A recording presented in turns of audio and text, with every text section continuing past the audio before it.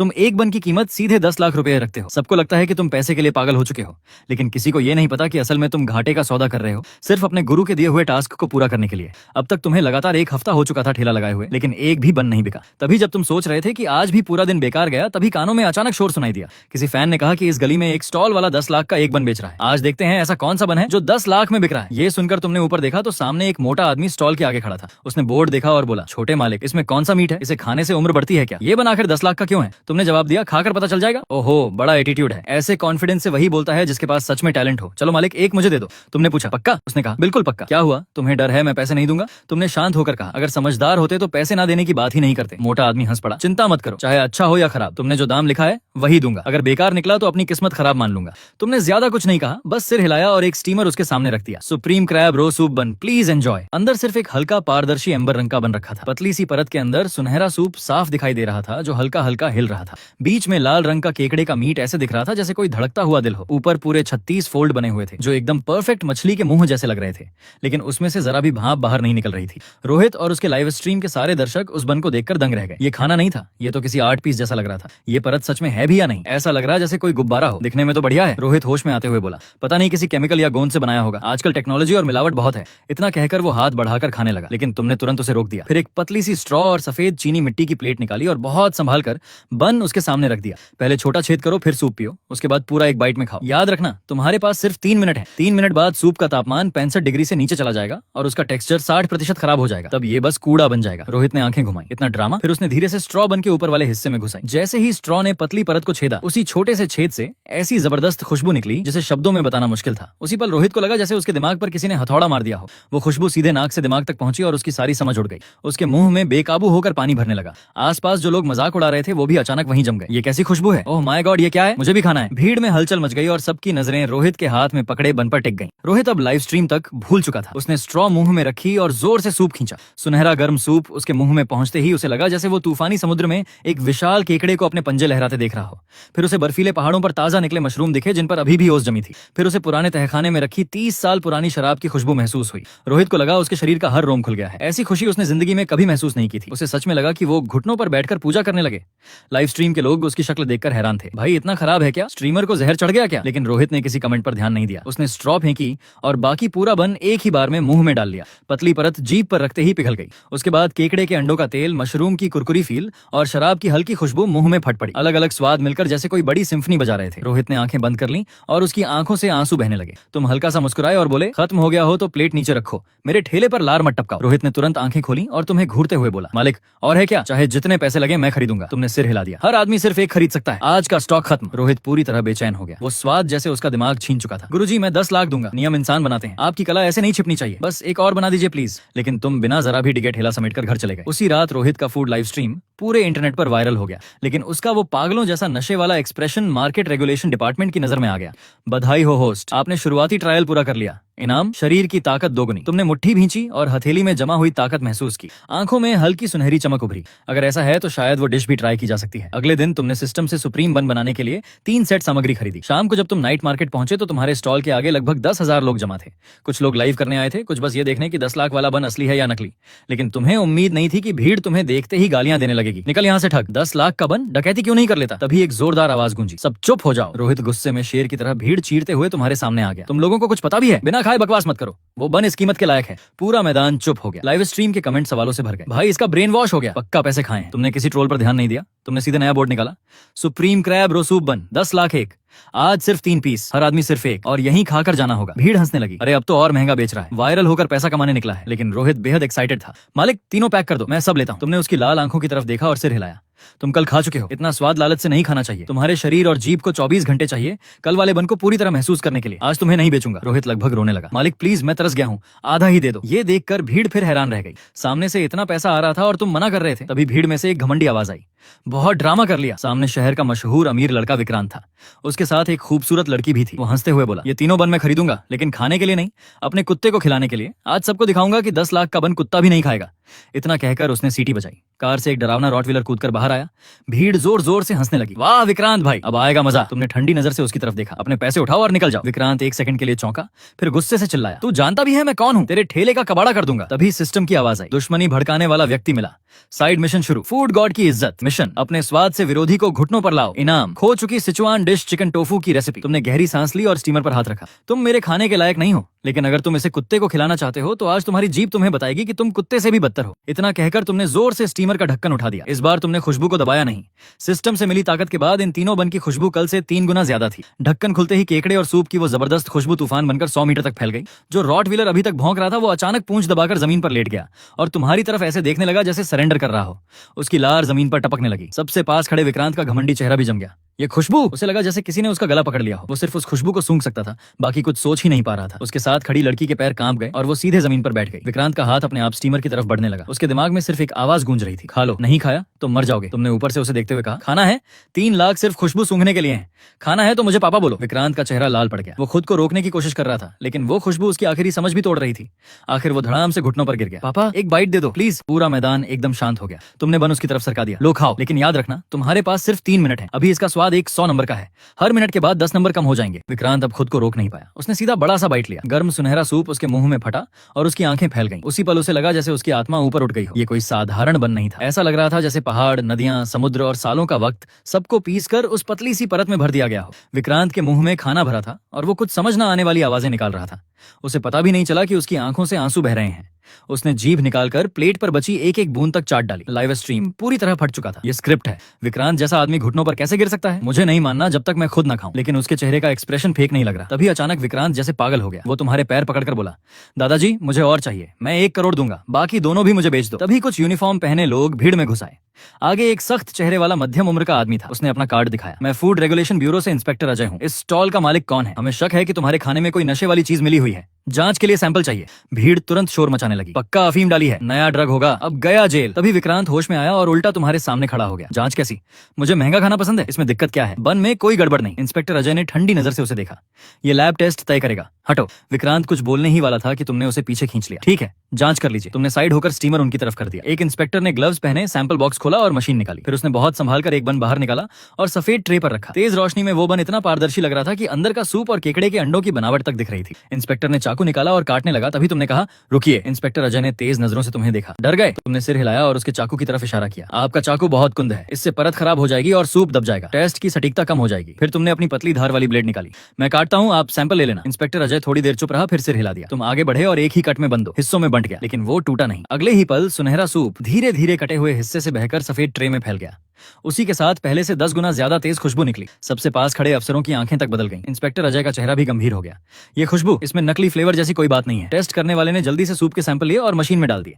3 minute बाद उसने कांपती आवाज में कहा, रिपोर्ट आ गई। इंस्पेक्टर अजय ने गंभीर आवाज में पूछा, अफीम है? कोई फ्लेवरिंग केमिकल? टेस्ट करने वाले ने रिपोर्ट देखते हुए कहा, सभी रिजल्ट नेगेटिव हैं। कोई अफीम नहीं, कोई इंडस्ट्रियल कलर नहीं, कोई केमिकल फ्लेवर नहीं, कोई प्रिजर्वेटिव नहीं।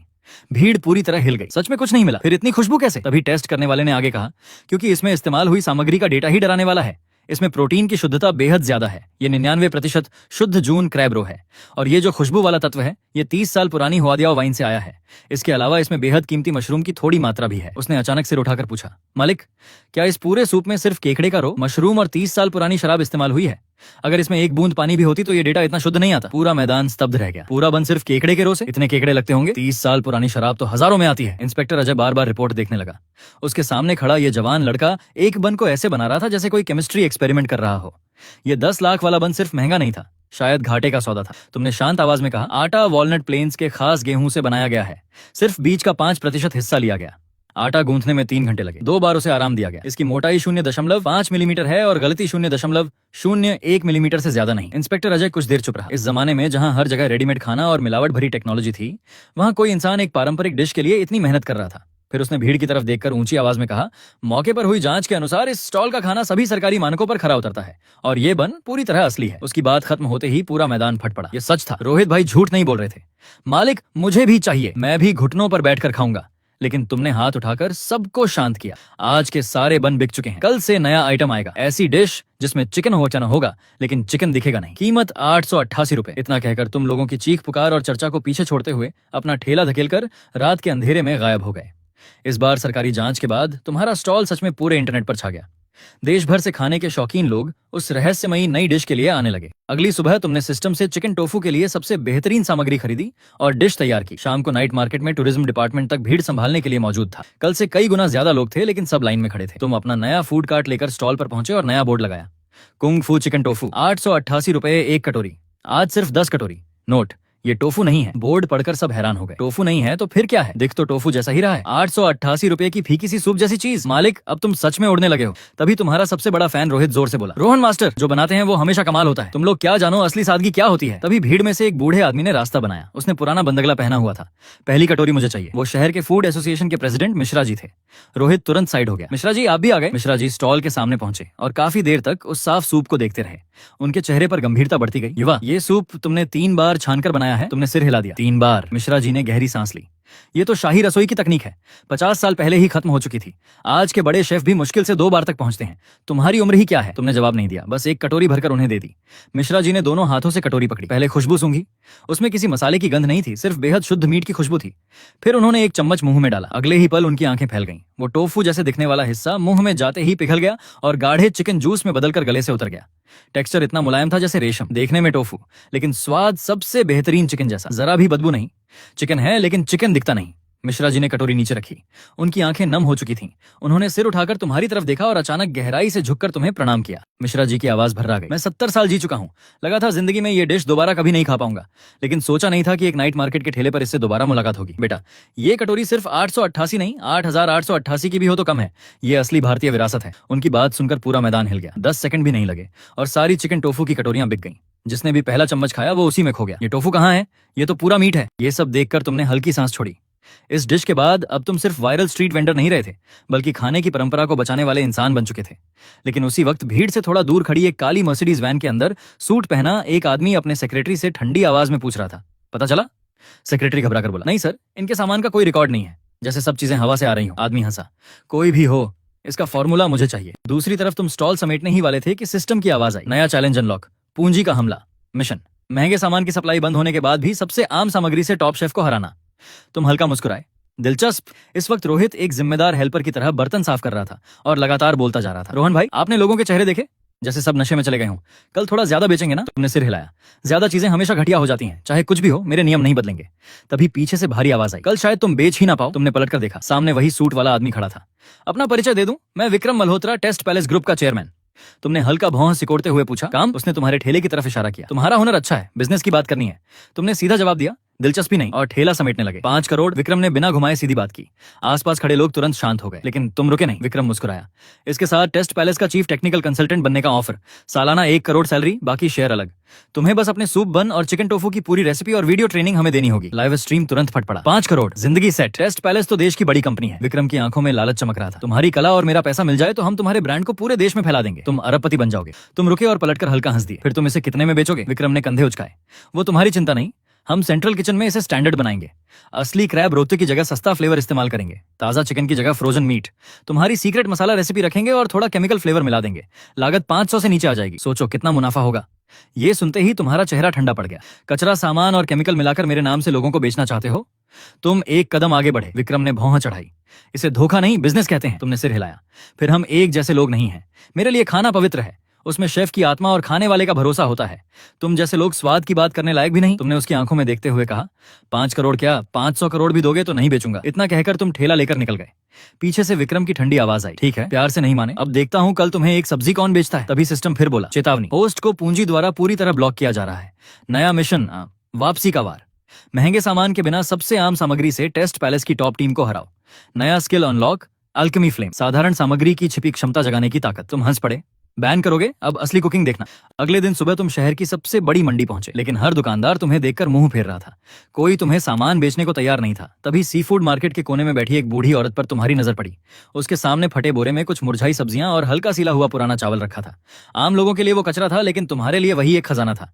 बूढ़ी औरत ने उम्मीद भरी आंखों से पूछा, बेटा सब्जी लोगे? तुमने मुस्कुराकर कहा, सब ले लूंगा। वो चौंक गई। ये चावल तो सख्त है, बस फ्राइड राइस बन सकता है। तुमने जवाब दिया, मुझे फ्राइड राइस ही बनाना है। शाम को नाइट मार्केट पहुंचते ही सब दंग रह गए। तुम्हारे स्टॉल के ठीक सामने एक बड़ा लग्जरी स्टेज खड़ा था। सफेद यूनिफॉर्म पहने कई बड़े शेफ लाइन में खड़े थे और एयरलिफ्ट होकर आए ऑस्ट्रेलियन लॉबस्टर, जापानी वाग्यू बीफ और फ्रेंच ट्रफल तैयार कर रहे थे। विक्रम हाथ में माइक लिए मुस्कुरा रहा था। शहर के लोगों के लिए आज टेस्ट पैलेस की तरफ से फ्री फूड फेस्टिवल, सारे टॉप क्लास व्यंजन मुफ्त और अनलिमिटेड। भीड़ पागल हो गई। Free lobster, free wagyu. तुम्हारे स्टॉल की आधी लाइन तुरंत वहां भाग गई। रोहित परेशान होकर बोला, रोहन भाई ये तो साफ गलत खेल खेल रहे हैं, आज हम बेचेंगे क्या? तुमने उसकी बात अनसुनी कर दी। तुमने गाड़ी के नीचे से वही पुराना चावल और मुरझाई हुई पत्ता गोभी निकाली। स्टेज पर खड़ा विक्रम ये देखकर हंसते हंसते दोहरा हो गया, दोस्तों देखो हमारे फूड गॉड आज क्या बना रहे हैं, सड़ी सब्जी और बासी चावल। क्या लोगों को जानवरों का खाना खिलाओगे? भीड़ भी हंसने लगी। ये तो बहुत गरीब लग रहा है, उधर लॉबस्टर इधर बासी चावल। लेकिन तुमने किसी की तरफ देखा तक नहीं। तुमने तेज आंच जलाई, चावल को पानी में जल्दी से धोया और अलग कर दिया। फिर 10 देसी अंडों के सिर्फ पीले हिस्से निकाले और चावल में मिला दिया। हर दाना सुनहरी परत से पूरी तरह ढक गया। यही था मशहूर गोल्ड कोटेड सिल्वर राइस तरीका। लेकिन तुम्हारे हाथों में वो सिर्फ ऊपर से नहीं अंदर तक उतर गया। अगले ही पल तुमने 20 किलो का भारी लोहे का कड़ाहा एक हाथ से उठा लिया। गर्म तेल में जैसे ही चावल गिरा, आग की लपटें 2 मीटर तक उठ गईं। तुम्हारे हाथ इतनी तेजी से चल रहे थे कि लोग सिर्फ धुंधली परछाई देख पा रहे थे।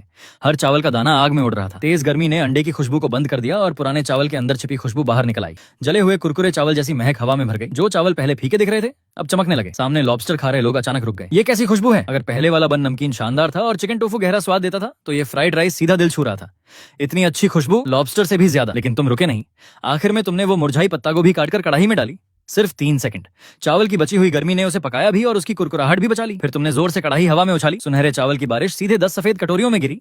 हर कटोरी में चावल पिरामिड की तरह जमा था। हर दाना अलग चमक रहा था। हरे पत्ते ऐसे लग रहे थे जैसे सोने में जड़े पन्ने हो। उठती भाप ने हवा में खुशबू का बादल बना दिया, जिसने सामने के सारे महंगे व्यंजनों की खुशबू दबा दी। तुमने कढ़ाई नीचे रखी और नया बोर्ड टांग दिया, दिल तोड़ देने वाला गोल्डन फ्राइड राइस, 188 रुपए। आज सिर्फ 10 प्लेट। पूरा मैदान कुछ सेकंड के लिए शांत हो गया। अचानक मुफ्त लॉबस्टर किसी को आकर्षित नहीं कर रहा था। मुझे वो चावल चाहिए, वो चमक रहा है। साइड हटो, 188 तो बहुत सस्ता है। तभी एक ऑफिस वाला लड़का सड़क किनारे बैठा अपने आधे खाए लॉबस्टर को घूर रहा था। उसे अभी अभी आखिरी फ्राइड राइस की प्लेट मिली थी। जैसे ही अंडे में लिपटा कुरकुरा चावल उसकी जीभ पर नाचा, उसके हाथ का महंगा लॉबस्टर रबर जैसा लगने लगा। उसकी आंखें भर आईं। ये यही असली खाना है, वो धीरे से बोला। ये मेरी दादी के चूल्हे की खुशबू है। दूसरी तरफ स्टेज पर खड़ा विक्रम गुस्से से कांप रहा था। वो सड़ा चावल ऐसा कैसे हो सकता है? तभी उसका सेक्रेटरी टैबलेट लेकर कांपते हुए आया। सर, इंटरनेट कंट्रोल नहीं हो रहा। विक्रम ने टैबलेट छीना। सोशल मीडिया पर सिर्फ तुम्हारा नाम था। रोहन का भगवान वाला मुकाबला। बासी चावल ने लॉबस्टर को हराया। पूंजी हमें कचरा खिलाना चाहती है। फूड गॉड ने अमीरों को सबक सिखाया। कमेंट्स में लोग विक्रम का मजाक उड़ा रहे थे। गुस्से में उसने टैबलेट जमीन पर पटक दिया। जितना वायरल होना है हो जाए, देखते हैं वो बासी चावल कब तक चलता है। तभी पीछे अंधेरे से बूढ़ी आवाज आई, कोई फायदा नहीं। विक्रम तुरंत सीधा खड़ा हो गया। गुरुजी, सामने शहर के सबसे बड़े शेफ महेंद्र नाथ खड़े थे। उन्होंने ठंडी नजर से विक्रम को देखा। अगर मैं ना आता तो तुम टेस्ट पैलेस का नाम डुबो देते। पैसा लगाकर दबाना, सप्लाई रोकना, और फिर भी इतनी बुरी हाल। विक्रम पसीने से भीग गया। गुरुजी, उसने कोई जादू किया है। उस चावल में जरूर कुछ मिला था। चुप, महेंद्र नाथ गरजे। मैंने खुद वो फ्राइड राइस खाया है। उन्होंने आंखें बंद की जैसे स्वाद याद कर रहे हो। कुछ देर बाद धीरे से बोले, साधारण चीज को असाधारण बनाना आग की असली कला। उसने पुराने चावल की आत्मा जगा दी। वो लड़का साधारण नहीं है। विक्रम घबरा गया। तो अब क्या करें? क्या उसे हमारे सिर पर बैठने दे? महेंद्र नाथ ने लंबी सांस ली। हारना शर्म की बात नहीं, लेकिन हार कर भी गंदे तरीके अपनाना शर्म की बात है। अगर वो शेफ है तो फैसला शेफ की तरह होगा। उन्होंने जेब से काला निमंत्रण निकाला। उस पर सुनहरे अक्षरों में लिखा था, युद्ध। ये उसे दे दो। 3 दिन बाद मैं क्लाउड पैलेस में मुकाबला रखूंगा। दांव पर मेरी पूरी जिंदगी की इज्जत और टेस्ट पैलेस का नाम होगा। विक्रम की आंखें चमक उठी। गुरुजी, आप खुद उतरेंगे? महेंद्र नाथ हल्का मुस्कुराए। काफी समय बाद कोई दिलचस्प प्रतिद्वंदी मिला है। देखना चाहता हूँ वो सच में जीनियस है या सिर्फ चालाक। रुको गाइस, इस वीडियो का पार्ट 2 भी आएगा। अगर तुम्हें ऐसे ही मजेदार मैनुआ के एक्सप्लेनेशन पसंद है तो अपने भाई को सब्सक्राइब कर लो। मिलते हैं पार्ट 2 में।